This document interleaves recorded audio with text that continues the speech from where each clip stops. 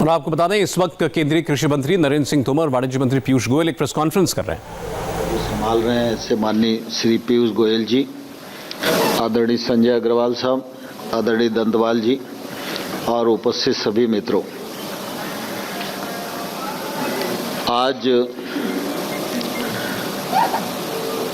हम लोग कुछ और विषयों को लेकर आप सबके समक्ष उपस्थित होने वाले थे, लेकिन बहुत ही खेद के साथ यह कहना पड़ रहा है कि पश्चिम बंगाल में आज भारतीय जनता पार्टी के राष्ट्रीय अध्यक्ष और राज्यसभा के सांसद बंगाल में अपने दौरे पर गए हुए हैं। पार्टी के अनेक कार्यक्रम उनके बने हुए थे। कार्यक्रम पहले से घोषित और प्रायोजित था। पश्चिम बंगाल की सरकार के भी ध्यान में वह कार्यक्रम था। कल भी यह समाचार आया था कि जिस प्रकार की सुरक्षा आदरणीय नड्डा जी को अपेक्षित थी, वह सुरक्षा नहीं मिली और आज उनके काफिले पर पथराव किया गया है। वहाँ पर हमारे महामंत्री कैलाश विजयवर्गीय जी जो उनके साथ चल रहे थे, उनकी गाड़ी पर भी पथराव किया गया है। काफ़ी समय से ध्यान में आ रहा है कि पश्चिम बंगाल में इस प्रकार की हिंसक घटनाएं बढ़ती जा रही हैं। सामान्य तौर पर मत भिन्नता तो लोकतंत्र में स्वाभाविक होती है, लेकिन इस प्रकार की घटनाएं आमतौर पर देश में देखने को नहीं मिलती थी। लेकिन यह घटना लगातार बढ़ रही है और यहाँ तक बढ़ गई है कि भारतीय जनता पार्टी के राष्ट्रीय अध्यक्ष, जिनको सुरक्षा भी है और उनके काफिले पर भी पथराव हो और उस पर अनदेखी सरकार की ओर से रहे, यह घोर निंदनीय है। और मैं पश्चिम बंगाल की इस घटना की कठोर शब्दों में निंदा करता हूं और संबंधित जो लोग हैं उन पर कार्रवाई की मांग करता हूं। मैं समझता हूं पीयूष गोयल जी हैं, तो जरा अंग्रेजी के जो हमारे मित्र होंगे उनको इस विषय में। Friends, I would like to join my colleague Tomar ji in condemning in the strongest terms the violent attack on our national president Shri JP Nadda ji and the General Secretary of BJP Shri Kailash Vijayवर्गीय ji. It is a deplorable incident. It demonstrates a complete breakdown of law and order in the state of West Bengal. Since yesterday, there was evidence of inadequate police presence for the national president of the world's largest political party. There were clear signals emanating from the establishment that they were uncomfortable with the growing popularity of the Bharatiya Janata Party in West Bengal. And the attack, the way the stones were pelted on the cavalcade, you saw the size of the stones, you saw the injuries that our senior leaders have faced. It is fortunate Mr. Nadda's car was bulletproof. Otherwise, this clearly was an attempt to muzzle democracy in West Bengal. And we strongly condemn it. We believe strictest of action should be taken on the goons who have attacked the national president of the BJP. In fact, this is not only an attack on Mr. Nadda, it is an attack on the very foundations of the rich democratic tradition of India. Once again, we demand the strongest of action and condemn this heinous incident of attacking Shri JP Nadda ji.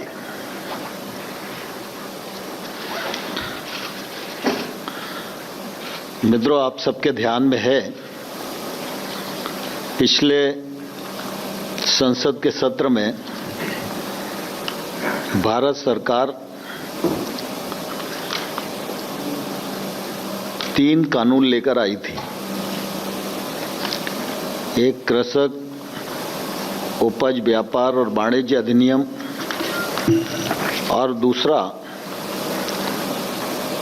कृषक सशक्तिकरण और संरक्षण कीमत आश्वासन और कृषि सेवा पर करार अधिनियम 2020 और आवश्यक वस्तु अधिनियम में कुछ संशोधन, ऐसे लगभग 3 कानून भारतीय संसद ने पारित किए।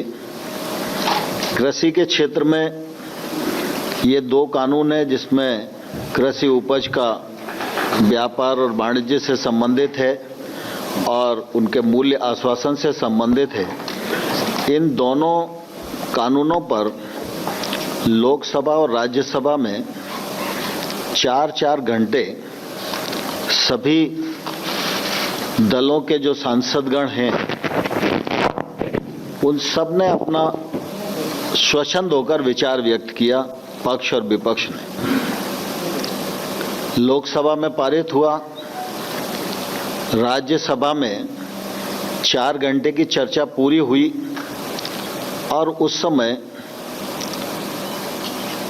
जब मेरे जवाब देने की स्थिति खड़ी हुई तो प्रतिपक्ष के कुछ लोगों ने उस दिन बहुत ही एक अभद्र घटना को अंजाम दिया जो देश के लोकतांत्रिक इतिहास में हमेशा काले धब्बे के रूप में अंकित रहेगी। लेकिन दोनों कानून पारित हुए, महामहिम राष्ट्रपति जी के पास भेजे गए और उनके हस्ताक्षर के बाद आज ये देश भर में लागू हैं। हम सब इस बात को भलीभांति जानते हैं कि कृषि के क्षेत्र में योजनाओं के माध्यम से और अनुदान के माध्यम से काफी कुछ करने का प्रयत्न किया जाता रहा है, लेकिन कृषि के क्षेत्र में निजी निवेश गांव तक और खेत तक पहुंचे, इसकी संभावनाएं ना के बराबर थी और कानून के माध्यम से भी जो बंदिशें थीं वो खुले, इसका देश भर को इंतजार था। भारत सरकार ने प्रधानमंत्री नरेंद्र मोदी जी के नेतृत्व में लगातार खेती किसानी आगे बढ़े, किसान की आमदनी 2022 तक दोगुनी हो, कृषि के क्षेत्र में निवेश हो, कृषक को आय सहायता के रूप में और अनुदान दिया जाए, योजनाओं को परिष्कृत किया जाए। इसके लिए मोदी जी के नेतृत्व में काम हुआ। आप सबको मालूम है कि 2014 से पहले सभी पत्रकारगण यहाँ मौजूद हैं, यूरिया की सीजन पर भयानक किल्लत होती थी और जब यूरिया की जरूरत राज्य को होती थी उस समय मुख्यमंत्री डेरा डालकर दिल्ली में बैठते थे कि हमको पर्याप्त मात्रा में यूरिया मिल जाए। यूरिया की कालाबाजारी होती थी और देश के अनेक स्थानों पर पुलिस लगाकर यूरिया बांटने का काम किया जाता था। कई बार ऐसी घटनाएं भी आती थी कि रेलवे स्टेशन से यूरिया लूट लिया गया, बीच में कोई यूरिया का ट्रक जा रहा था उसको रोक लिया, क्योंकि लोगों को यह रहता था कि अगर ये सामने से निकल गया तो यूरिया नहीं मिलेगा। मोदी जी ने यूरिया को नीम कोटिंग किया और गत 6 वर्षों में कोई भी यूरिया की किल्लत देश को नहीं हुई, किसान को नहीं हुई। सुचारू रूप से यूरिया की पर्याप्त मात्रा में आपूर्ति होती रही। और इसलिए ऐसे तमाम सारे विषय हैं जिनको 6 साल में किया गया, मैं उनको आपके सामने रख सकता हूं। लेकिन सारे विषयों को करते करते करते करते इस बात की देश को अपेक्षा थी कि कानूनों के माध्यम से भी हमको कृषि के क्षेत्र को आगे बढ़ाने की आवश्यकता है। और इस मामले में पहले अनेक बार सरकारों के माध्यम से, कमीशन के माध्यम से, स्वामीनाथन साहब जैसे विद्वानों के माध्यम से ये रिकमेंडेशन की जाती रही। ये कानून आए तो इन कानूनों के माध्यम से सरकार की ये कोशिश थी कि किसान मंडी की जंजीरों से मुक्त हो और मंडी की परिधि के बाहर वह अपना माल किसी को भी कहीं भी और अपनी मनचाही कीमत पर बेचने के लिए स्वतंत्र हो, ये कानून में प्रावधान किया गया। मंडी परिधि के बाहर जो ट्रेड होगा उस पर कोई टैक्स नहीं लगेगा। अब स्वाभाविक रूप से किसान को बेचने की स्वतंत्रता मिल जाए, बिना टैक्स के खरीद फरोख्त हो, इसमें किसी को क्या आपत्ति हो सकती है। अभी कोई भी कानून इस बात को प्रावधानित नहीं करता कि 3 दिन के भीतर उसके उपज का कीमत बेचने के बाद उसको भुगतान हो जाएगा, लेकिन इस कानून में इस प्रकार का प्रावधान किया गया। मूल्य आश्वासन की दृष्टि से कॉन्ट्रैक्ट फार्मिंग नया विषय नहीं है, अभी तक कानून नहीं था लेकिन फार्मिंग हो रही थी, उसके अनुभव भी अच्छे हैं। हम लोगों को लगता था कानूनी प्लेटफॉर्म देंगे, इसका फायदा लोग अच्छे से उठाएंगे, किसान महंगी फसलों की ओर आकर्षित होगा, नई टेक्नोलॉजी से जुड़ेगा, अपनी जोखिम को प्रोसेस पर ट्रांसफर करने में सफल होगा, बुआई के समय उसको मूल्य की गारंटी मिल जाएगी और किसान को और किसान की भूमि को कानून में पूरी तरह से सुरक्षा देने का प्रबंध किया गया। यदि विवाद भी हो प्रोसेसर और किसान के बीच में तो एसडीएम 30 दिन के भीतर उसका निराकरण करेगा, उसे कानून में बांधा गया। और साथ ही साथ यह भी कानून में प्रावधान किया गया कि निर्णय अगर कभी किसान के विरुद्ध भी जाता है तो उससे वसूली सिर्फ आदान की कीमत की हो सकती है, उसके अतिरिक्त नहीं हो सकती और उसकी वसूली का कोई भी निर्देश एसडीएम के द्वारा किसान की भूमि के विरुद्ध नहीं होगा। किसान की भूमि सुरक्षित रहे, इस दिशा में सरकार ने पर्याप्त विचार विमर्श किया और किसान को पूरी तरह सुरक्षित करने में प्रावधान किए।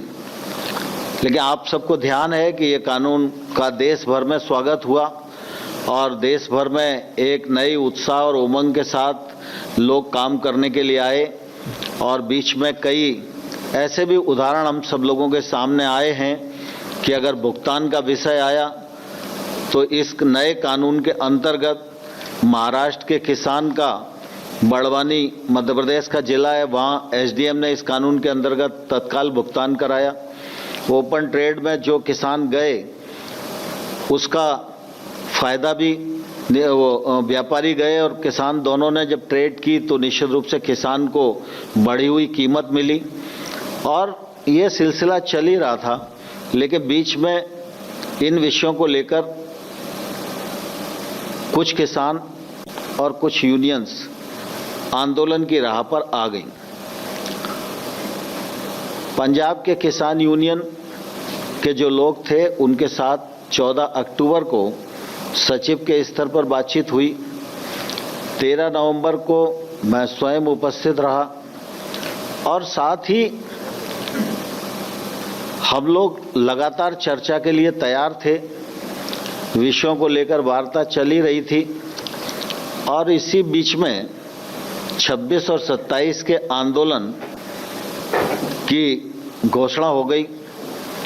फिर हम लोगों ने 3 दिसंबर की बातचीत का निमंत्रण किसान यूनियन को भेजा। चूंकि किसान आ चुके थे, रास्ता बाधित था, ठंड का मौसम था, कोविड का भी संकट था और इसलिए सोचा गया कि वार्ता जल्दी करनी चाहिए। तो 3 दिसंबर के स्थान पर 1 दिसंबर को की, 1 दिसंबर के बाद फिर 3 दिसंबर को की, 3 दिसंबर के बाद फिर यह तय हुआ कि 5 दिसंबर को करें। तो 5 दिसंबर को वार्ता का क्रम चला और फिर यह तय हुआ कि 7 तारीख को हम दोबारा से इन विषयों को लेकर बैठेंगे और कुछ मार्ग प्रशस्त करेंगे। लेकिन बीच में ही 6 तारीख को 9 तारीख की रात को फिर बातचीत हुई। 8 की रात को बातचीत हुई और बात में फिर एकदम ऐसी परिस्थिति बनी कि उनकी तरफ से कोई सुझाव आ ही नहीं रहा था। तो अंतोगत्वा हमको ये लगा कि भाई किसानों के कुछ मुद्दे हैं और उन मुद्दों पर उनके मन में शंका है। तो चूंकि इतने दिन चर्चा हो चुकी है और कुल मिला के वो आखिरी में एक ही बात पर आते हैं कि एक्ट को रिपील कर दो। हम लोगों का लगातार ये आग्रह रहा कि एक्ट में कौन कौन से ऐसे प्रावधान हैं जिनसे किसान को नुकसान है, तकलीफ है, उनको प्रावधानवार हम चर्चा कर लें और चर्चा करने के बाद उनको कैसे ठीक किया जा सकता है, इस पर हम आगे बढ़ें। लेकिन मुद्दे यूनियंस की तरफ से नहीं आए तो फिर हम ही लोगों ने मुद्दे उनको चिन्हित करके बताए और उस पर यह हुआ कि भाई हाँ, ये मुद्दे तो चर्चा में हैं।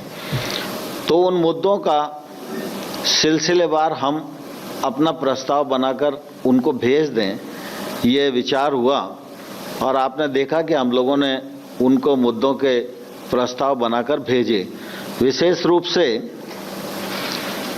उनकी मांग एक पहले तो ये थी कि कानूनों को निरस्त करना। तो हमारा सरकार का पक्ष है कि कानून के वे प्रावधान जिन पर किसान को आपत्ति है, उन प्रावधान पर सरकार खुले मन से विचार करने को तैयार है। सरकार का कोई ईगो नहीं है और सरकार को कोई उन पर विचार करने में दिक्कत नहीं है और हम यूनियन के साथ बैठकर उसको समाधान कर सकते हैं। फिर दूसरा, कुछ लोगों का बातचीत में बात आती थी कि ये कानून वैध नहीं है, क्योंकि कुछ लोगों ने ऐसा बता रखा था कि कृषि राज्य का विषय है और केंद्र सरकार उस पर कानून नहीं बना सकती। तो हम लोगों ने उनको बैठक में भी संतुष्ट करने की कोशिश की और हमने कहा कि केंद्र सरकार को ट्रेड के लिए कानून बनाने का अधिकार है और हमने ट्रेड से संबंधित ही अपने कानून को सीमित रखा है और एपीएमसी इस कानून से कहीं भी प्रभावित नहीं होती, एमएसपी भी कहीं भी प्रभावित नहीं होती। और ये सब उनको बताने की कोशिश की और फिर उनको हमने ये लिखकर भेजा कि केंद्र सरकार को किन किन कानूनों के अंतर्गत कानून बनाने का अधिकार है। इसी प्रकार से बातचीत में ध्यान में आता था कि उनको ऐसा लगता है कि ये नया जो ट्रेड एक्ट आया है, इस एक्ट में उनकी जो एपीएमसी है वो प्रभावित होगी, क्योंकि उन्हें लगता था कि बाहर टैक्स नहीं होगा और एपीएमसी के भीतर टैक्स है, तो धीरे धीरे ये मंडियां दिक्कत में फंस जाएंगी। तो हम लोगों ने उनसे कहा कि वैसे तो कुल मिला के जो टैक्स लगता है जब किसी भी ट्रेड पर, तो व्यापारी टैक्स की वसूली किसान से ही करता है। अगर टैक्स नहीं लगेगा इसका फायदा अंततोगत्वा किसान को होगा। लेकिन फिर भी अगर आपकी आपत्ति है तो हम लोग इस पर विचार करने को तैयार हैं और इस आशंका पर हम लोगों ने प्रस्ताव दिया कि राज्य सरकार निजी मंडियों के रजिस्ट्रेशन की व्यवस्था भी लागू कर सकेगी और साथ ही ऐसी मंडियों पर राज्य सरकार जो मंडी के भीतर का टैक्स है उसके हिसाब से ही वो बाहर की प्राइवेट मंडी पर भी टैक्स लगा सकेगी। तो उनकी इस आशंका को भी निर्मूल करने की हम लोगों ने अपने प्रस्ताव में कोशिश की है। हमारे एक्ट में ये प्रावधान था कि पैन कार्ड से ही खरीद हो सकेगी। सरकार उस मामले में ये सोचती थी कि व्यापारी भी और किसान भी इंस्पेक्टर राज और लाइसेंसी राज से बच सकेंगे और थोड़ा खुला प्रावधान करना चाहिए जिससे हर चीज थोड़ी सी आसान हो जाए। लेकिन उन्हें ऐसा लगता था कि पैन कार्ड तो किसी पर भी होगा और कोई भी खरीद के भाग जाएगा, तो फिर ऐसी स्थिति में हम क्या कर पाएंगे। तो हमने कहा ठीक है, अगर आपको ये आशंका है तो इसको भी हम विचार करने के लिए तैयार हैं। तो इस आशंका को दूर करने के लिए हम लोगों ने प्रस्ताव उन्हें दिया कि इस शंका के समाधान हेतु राज्य सरकारें इस प्रकार के पंजीयन के लिए नियम बनाने की शक्ति उनको प्रदान की जाएगी और जिससे कि स्थानीय परिस्थितियों के अनुसार राज्य सरकार नियम बना सके। यद्यपि इस प्रकार का नियम बने और इस प्रकार की व्यवस्था हो, ये प्रावधान हमारे एक्ट में था। जब ये व्यवस्था जो हमने बनाई थी, अगर इस पर शंकाएं कुशंकाएं उठने लगती तो केंद्र सरकार को कानून में ये अधिकार था कि इस प्रकार की व्यवस्था बनाने के लिए वो निर्देश दे सकें। लेकिन फिर भी हमने इस समस्या को भी उनके एड्रेस करने की कोशिश की। दूसरा उनका मुद्दा था कि आपने विवाद निपटाने के लिए एसडीएम को अधिकृत किया है कानून में और अपील सिर्फ कलेक्टर के पास होगी। हमको ये लगता था कि गांव में किसान के सबसे नजदीक अगर मजिस्ट्रियल पावर वाला कोई भी अधिकारी है तो वो एसडीएम ही है। बाकी जितनी भी ऐसी संरचनाएं सरकार की हो सकती हैं जहां विवाद का निराकरण किया जा सकता है, वह सब किसान से कुछ न कुछ ज़्यादा दूरी पर होती हैं। और जुडिशली ये क्षेत्र में हमें लगता था कि छोटा किसान है, छोटा व्यापार होगा, छोटा एग्रीमेंट होगा, तो वो कोर्ट में जाएगा तो कोर्ट में फिर वकील भी बहुत अच्छा करना पड़ेगा, तमाम कागज पत्र लगाने पड़ेंगे और न्यायालय को तो कहा नहीं जा सकता कि आप इतने दिन में निर्णय दो और समय लगेगा। न्यायालय पर काम का बोझ भी ज़्यादा है, इसलिए हमें लगता था कि एसडीएम को हम निर्देश कानून में बांध सकते हैं, इसलिए एसडीएम का विषय रखा था। लेकिन उन लोगों को लगता था कि न्यायालय में जाने की सुविधा होनी चाहिए। तो हम लोगों ने इस शंका के समाधान के लिए भी हमने यह प्रस्ताव में दिया कि भाई न्यायालय में जिस किसान को जाना हो तो ये विकल्प भी हम दे सकते हैं, इसमें कहीं कोई दिक्कत नहीं है। फिर कृषक का मूल्य आश्वासन एक्ट के अंतर्गत कृषक और प्रोसेसर के बीच में जो एग्रीमेंट होगा तो उनको लगता था कि ये एग्रीमेंट रजिस्टर्ड होना चाहिए।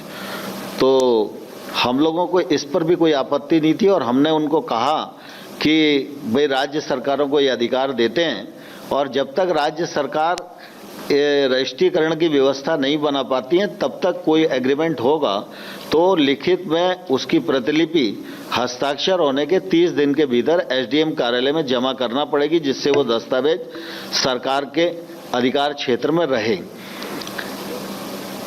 फिर वो एक बात ये भी आती है बड़ा जोर शोर से और मीडिया के सामने भी कहा जाता है कई बार कि किसानों की भूमि पर बड़े उद्योगपति कब्जा कर लेंगे। वैसे तो कॉन्ट्रैक्ट फार्मिंग काफ़ी लंबे समय से गुजरात में, महाराष्ट्र में, हरियाणा में, पंजाब में, अनेक कर्नाटक में, अनेक राज्यों में चल रही है। अभी तक कभी ऐसा अनुभव आया नहीं। लेकिन इसके बावजूद भी हम लोगों ने इसका प्रबंध पहले से एक्ट में कर रखा था। कानून में ये प्रावधान किया गया है कि इस कानून के अंतर्गत जो एग्रीमेंट होगा वो प्रोसेसर और किसान की फसल के बीच में ही होगा। किसान की भूमि से संबंधित कोई लीज, पट्टा, करार ऐसा कुछ भी इसमें हो नहीं सकता। दूसरा, हम लोगों ने ये भी कहा था कि अगर दोनों लोग करार करते हैं और फसल का प्रकार ऐसा है कि किसी भी प्रकार की अधोसंरचना खेत पर खड़ी करने की नौबत आती है, तो ऐसी स्थिति में जब करार समाप्त होगा तो जो प्रोसेसर है अपनी संरचना को वहां से उठा के ले जाएगा और अगर वो तोड़ के नहीं ले जाता है तो उसका स्वामी जो है वो कृषक ही होगा। ये प्रावधान हमने पहले से कर रखा है, लेकिन इसके बाद भी उनके मन में ये शंका थी कि अगर किसी प्रोसेसर ने उस अधोसंरचना पर कोई लोन ले रखा होगा तो वो निकल जाएगा और वो लोन किसान के ऊपर आएगा, तो ऐसी स्थिति में किसान को वो लोन पटाना पड़ेगा। तो हम लोगों ने कहा कि ये हम प्रावधान करने को तैयार हैं कि अगर स्पॉन्सर किसी प्रकार का लोन लेने की चेष्टा उस अधोसंरचना पर नहीं करेगा तो इससे उनकी इस शंका का भी समाधान हो सकता है। दूसरा, वो किसान की भूमि पर कुर्की की व्यवस्था की बात वो लोग बोलते थे कि कुर्क हो जाएगी और नीलाम कर दी जाएगी, तो पहले से ही प्रावधान है, इस प्रकार की कोई संभावना नहीं है। लेकिन फिर भी हमने कहा कि अगर कोई स्पष्टीकरण की आवश्यकता है तो वो स्पष्टीकरण का वो भी हम स्पष्टीकरण देंगे। दूसरा, सामान्य तौर पर एमएसपी की खरीद के मामले में उन सबके मन में ये बात आती थी कि भाई एमएसपी पर खरीद बंद हो जाएगी और होगी नहीं, इसमें कुछ फर्क पड़ेगा।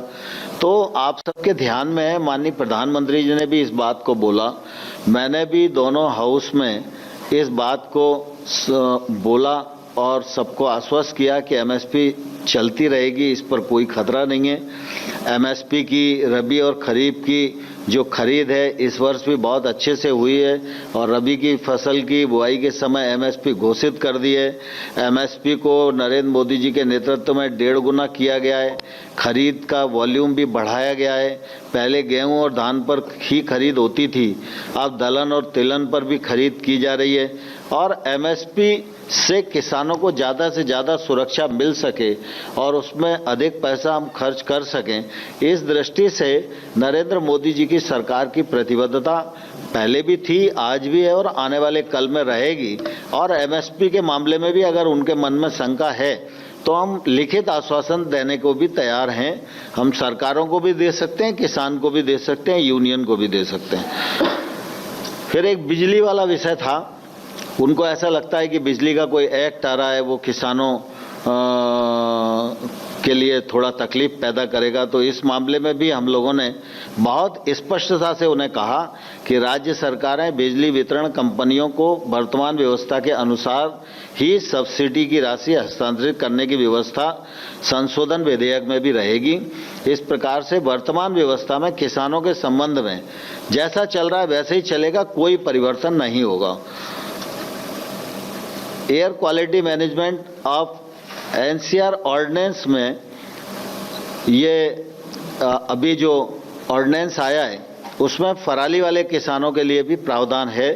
तो हम लोगों ने ये कहा कि भाई हम इससे सहमत हैं और निश्चित रूप से इसका समाधान हम करेंगे और इस दृष्टि से हम लोगों ने एक पूरा प्रपोजल बनाकर उनको कल दिया। उन लोगों ने विचार विमर्श भी किया और फिर भी कुल मिला के उनके सारे जो प्रश्न हैं उन प्रश्नों का उत्तर देने के बाद भी आखिरी में वो लोग किसी निर्णय पर नहीं पहुंच पा रहे हैं। इसकी निश्चित रूप से मेरे मन में भी काफ़ी कष्ट है, क्योंकि किसानों का विषय है और किसान ठंड में इतनी बड़ी तादाद में यहाँ पर बैठे हुए हैं और कोविड का संकट भी है, तो निश्चित रूप से हम सब लोगों के मन में भी रात दिन चिंता रहती है और इसलिए हम लोगों की लगातार पहले भी कोशिश रही है और अभी भी मैं आपके माध्यम से किसान भाइयों और बहनों को आग्रह करना चाहता हूं कि आप सब ने चर्चा के दौरान जो प्रश्न उठाए थे उन प्रश्नों का समाधान करने के लिए लिखित प्रस्ताव भारत सरकार ने आपके समक्ष भेजा है। आप उन प्रस्ताव पर विचार करें और आपकी तरफ से जब भी चर्चा की स्थिति के लिए कहा जाएगा, भारत सरकार एकदम चर्चा के लिए तैयार रहेगी। तो केंद्रीय कृषि मंत्री ने पॉइंट बाय पॉइंट, बिंदु बार बिंदु एक एक जवाब दिया है किसानों का। एक एक आपत्ति जो किसानों को थी उसका क्या निराकरण सरकार कर सकती है, क्या करने का आश्वासन दिया, क्या मसौदा दिया कल उनको। उन्होंने बड़े खुलासे के साथ सब कुछ बताया और उन्होंने कहा कि अब भी उम्मीद है और अब भी ये अपील है किसानों से कि आएं और बात करें और इस मुद्दे को सुलझाएं। इस खबर पर हम बने हुए हैं, एक ब्रेक के बाद लौटते हैं।